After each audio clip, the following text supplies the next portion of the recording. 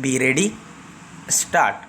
Friends, I have pleasure in welcoming you all to this 30th annual general meeting of the company and to place before you the 30th annual report of the board of directors and audited accounts of the company for the year ended 30th September 1987, which have already been circulated.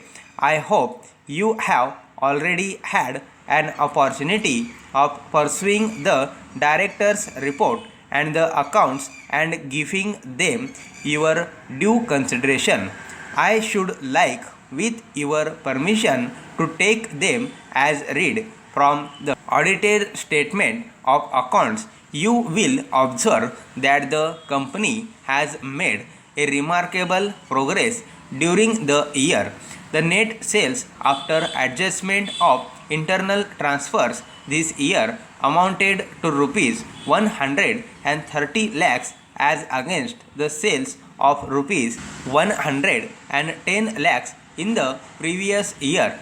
The profit during the year under report before taxation comes to rupees 20 lakhs as against the profit of rupees 10 lakhs for the previous year.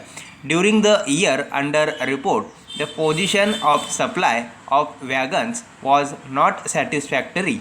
However, in the last 3 months of the year, the position of supply of wagons had improved. The deficit of the wagons was made up. I am glad to inform you that after various representations, the railway board was kind enough to withdraw the orders of charging the railway freight in advance. We are all grateful to the railway authorities for giving due consideration to our genuine hardships. I am pleased to inform that to honor the persistent request from the employees, shareholders, and other depositors for taking fixed deposits, the company has decided to accept fresh fixed deposits from shareholders, employees, and others. This will help to meet the financial needs for expansion schemes and day-to-day requirements.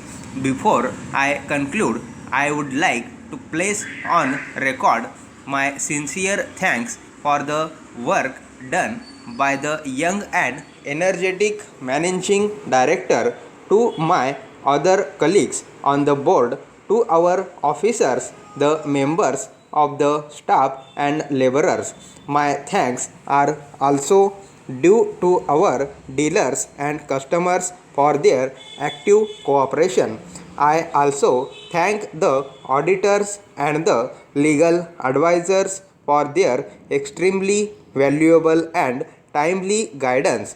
While thanking you all again, I now recommended for your approval the resolution to adopt the director's report and the statement of accounts with the auditor's report.